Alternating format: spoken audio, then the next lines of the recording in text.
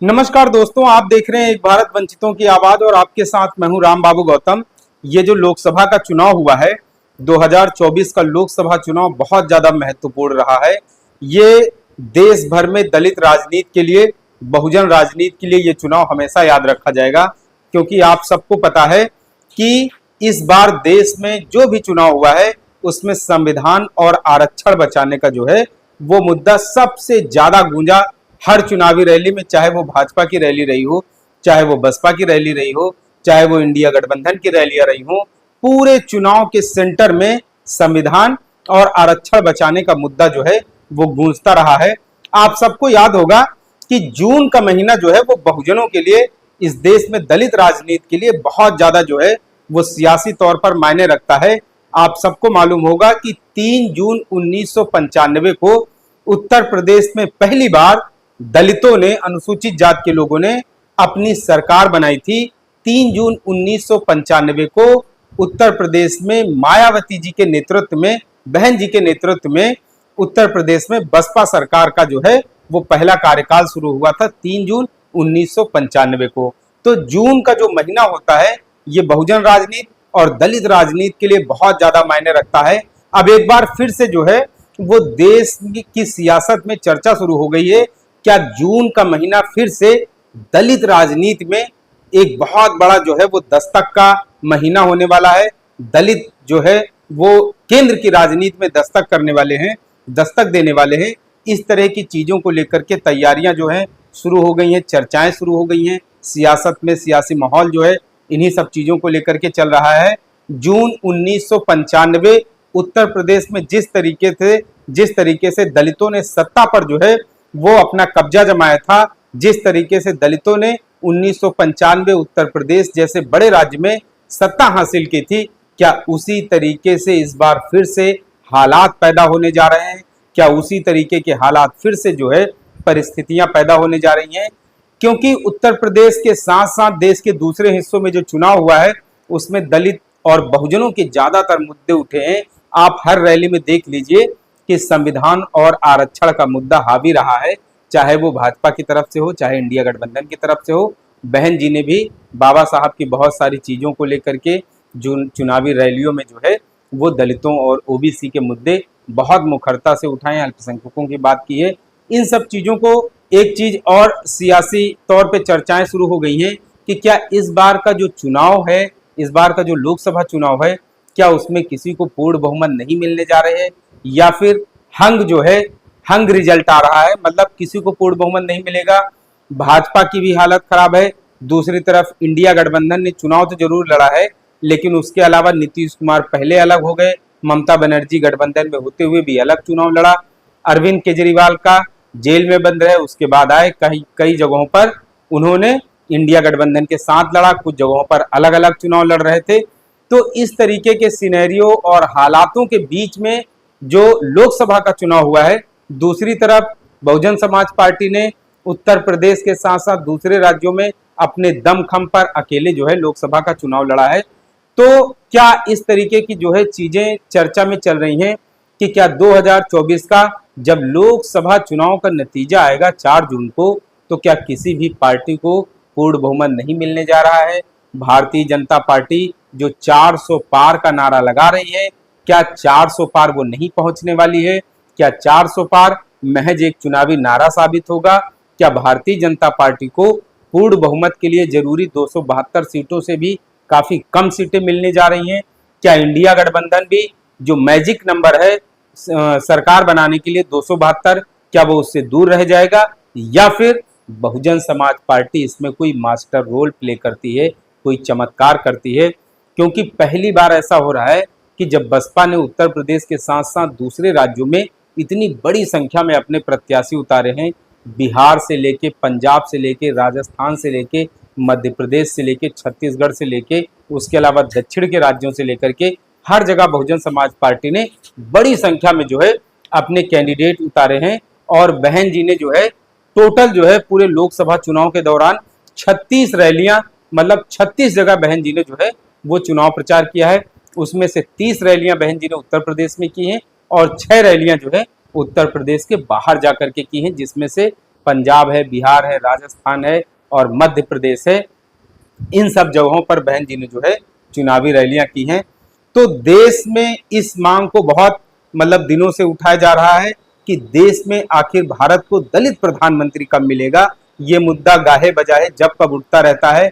पिछली बार का चुनाव आपको याद होगा कि जब 2019 में लोकसभा चुनाव हो रहा था, तो 2019 के लोकसभा चुनाव में आपको याद होगा कि जो चंद्रबाबू नायडू हैं, आंध्र प्रदेश के पूर्व मुख्यमंत्री, और उसके अलावा वो आम की पेटियां वगैरह लेकर के आए थे और तब चर्चा हो रही थी कि बहन जी जो है वो प्रधानमंत्री बनेंगी। लेकिन जो है नतीजे जो है वो रिजल्ट बहुत अच्छा नहीं आ पाया था। अब एक बार फिर से जब 2024 का लोकसभा चुनाव हो रहा है, तब फिर से एक बार जो है वो चर्चा होने लगी है।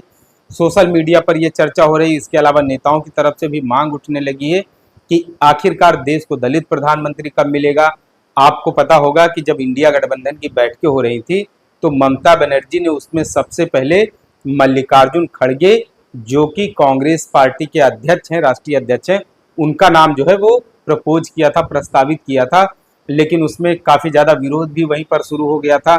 उसके अलावा अगर आप कांग्रेस से हट करके देखें, कांग्रेस से अलग सोच करके देखें, कांग्रेस से अगर आप बाहर आकर के देखें, मल्लिकार्जुन खड़गे के अलावा दूसरे अगर आप दलित नेताओं पर नजर दौड़ाएं, तो आपको सिर्फ और सिर्फ पूरे देश में सिर्फ एक ही ऐसा नेता नजर आएगा जिसकी राष्ट्रीय पहचान है, जिसकी राष्ट्रीय फलक पर अपनी एक अलग स्पेशल पहचान है।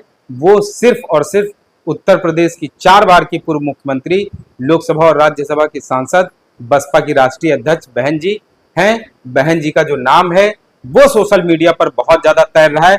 इस बार लोकसभा चुनाव में बसपा भले ही अकेले चुनाव लड़ रही हो, किसी के साथ अलायंस में ना हो, लेकिन सोशल मीडिया पर जो बसपा के चाहने वाले हैं, उनके प्रशंसक हैं, उनके समर्थक हैं, बहुत तेजी से मतलब एक क्रेज चल रहा है कि इस बार बहन जी को प्रधानमंत्री बनाना है।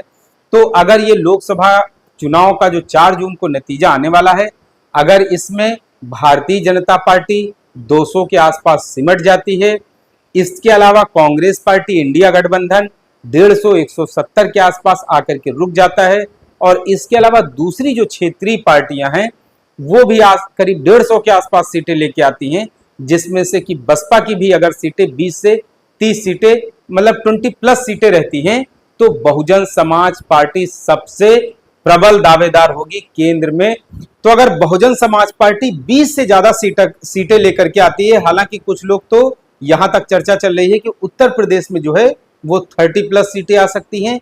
देश भर में इस बार बसपा जो है सबको चौंका भी सकती है। 100 के आसपास करीब बसपा की सीटें आ सकती हैं। अगर इस तरीके का कहीं रिजल्ट आता है, तो आप यकीन मानिए मजबूरी में दूसरे जो दल हैं उनको बहुजन समाज पार्टी के समर्थन में खड़ा होना पड़ेगा। उनकी मजबूरी हो जाएगी, उनके सामने जो है उनको सरेंडर करने के अलावा और कोई विकल्प नहीं बचेगा, क्योंकि देश में बहुत दिनों से दलित प्रधानमंत्री की मांग जो है वो गूंज रही है। और आपको ये भी बता दें कि जब जो है दलित राष्ट्रपति की बात आई थी, तो भारतीय जनता पार्टी ने 2 बार लगातार दलित राष्ट्रपति, एक बार आदिवासी राष्ट्रपति दिया है। सबसे पहले जो है वो एक दलित राष्ट्रपति रामनाथ कोविंद को दिया, उसके बाद जो है द्रौपदी मुर्मू आदिवासी राष्ट्रपति को लेकर के आया है, लाया गया है।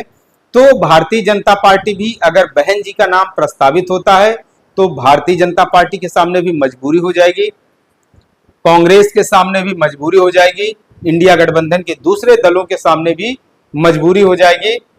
उनको सरेंडर करना पड़ेगा, क्योंकि जितनी भी पार्टियां हैं वो अपने राज्य में दलित मतदाताओं को कोई भी नाराज करना नहीं चाहेगा। और उत्तर प्रदेश ही नहीं, देश में दलित जो है, दलित चेहरे के नाम पर जो दलित सबसे बड़ा सियासी दलित चेहरा है वो सिर्फ और सिर्फ बहन जी हैं। तो 4 जून के नतीजे का आपको इंतजार करना पड़ेगा।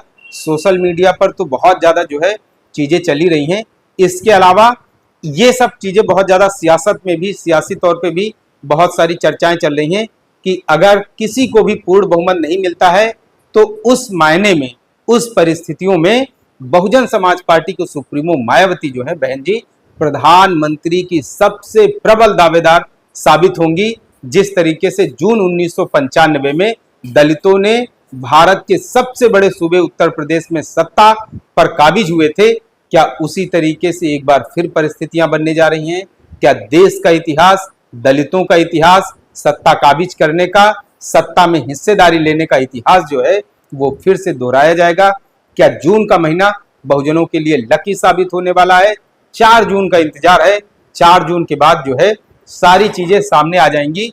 फिलहाल ये सबकी कोशिश है, ये सबकी मांग है। सभी लोग चाहते हैं कि देश को एक बार उस तबके से प्रधानमंत्री मिलना चाहिए जो इस देश में सैकड़ों सालों से, हजारों सालों से दबा कुचला, शोषित, पीड़ित, वंचित रहा है, जिसकी हमेशा जो है उपेक्षा की गई है।